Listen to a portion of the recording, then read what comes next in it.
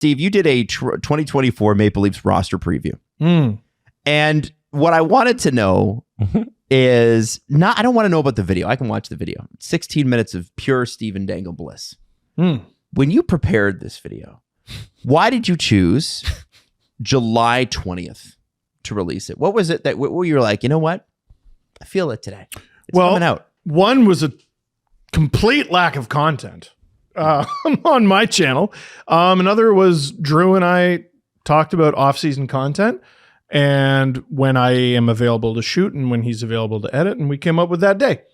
It's not like in recent years I've done videos like that where like I think I did one in May one year where I was like, here's the Leafs roster for next year right now. And it was hot dog shit. And people were like, oh my God. And I'm like, no. The point I'm trying to make is here's what the roster would be if they did nothing. So it helps accentuate, hey, here's where they need to upgrade and do this and do that. This year, that's not the case. Like the roster's, it's kind of done. Like there is still work to do. I don't understand exactly how they're going to keep everybody and be cap compliant. Yanni Hakanpää is like an enormous, is the word linchpin here? Like everything kind of depends on what they're doing there. If they're even going to be able to sign him, you know what I mean? Because I think what I did was I had the Leafs sign Yanni Hakanpää to his rumored cap hit of $1.5 million. Connor Timmins goes down to the minors, so that whole cap hit is buried.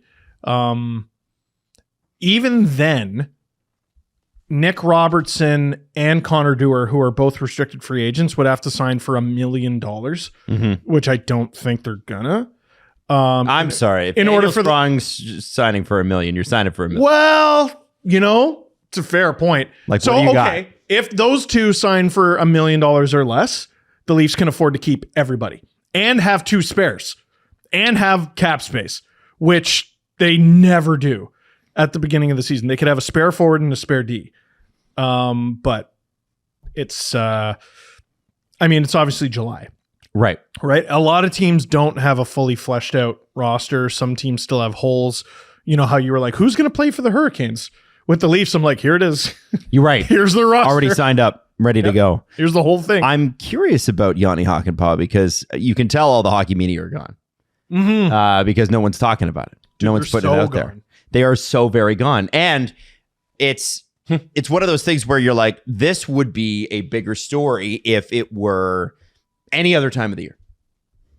Like a guy who they signed, they talked about signing, they openly talked, like Brad Treliving openly talked about him.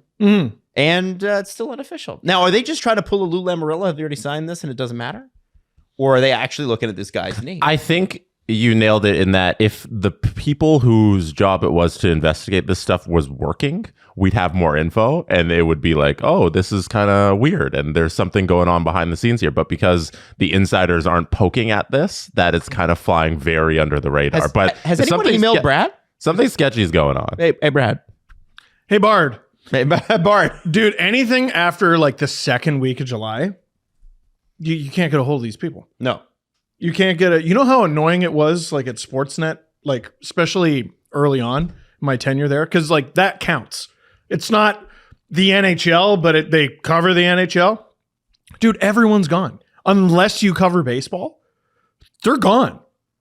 I feel like the Summer Olympics just pisses everyone in sports media off. You know what I mean? Well, Winter, it's like, I was already working. You know what pissed everybody off was when the NHL for 2 summers in a row bled right into July. That was terrible. Horrible. It was horrible. It was horrible because you're exhausted, right? Nobody wanted to watch hockey. I mean, the number one example of that was the bubble playoffs when like no one else is playing anything right now. You have your pick of the litter. You have a captive audience, basically. Playoffs in August. Here we go. And no one gave a shit. No.